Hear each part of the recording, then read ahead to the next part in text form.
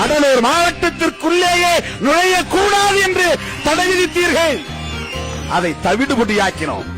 விடுதலை சிறுத்தைகளை வன்முறை அமைப்பு என்று அறிக்கையிடுவது அல்லது தாழ்த்தப்பட்ட மக்களுக்கு எதிரான போக்கை கடைபிடிப்பது, தமிழ்நாட்டில் ஒரு இடத்தில் கூட உங்களால் கொடியேற்ற விடாமல் தடுக்க முடியும். பதவியை பார்த்து தொல்லை இடிக்கிறவர் அல்ல திருமாவளவன். பதவியை என் தலையில் இருக்கிற முடிக்கு சமமாக கருதுகிறவன் நான். நீங்க போராட்டத்தை தொடரணும்னு சொன்னா அதுக்கு நாங்களும் தயாரா இருக்கிறோம். இப்ப வந்திருக்கிறது 500 பேர் தான். நான் இங்க உட்கார்ந்தேன்னா 1 மணி நேரத்தில் 5000 பேருக்கு வந்துருவான். திருமாவளவன் டெல்லியில் இருந்து கொண்டே தென் மாவட்டத்தை தீப்பிடிக்க வைக்க முடியும். சட்டம் ஒழுங்கும் சீர்குலைக்க வைக்க முடியும்.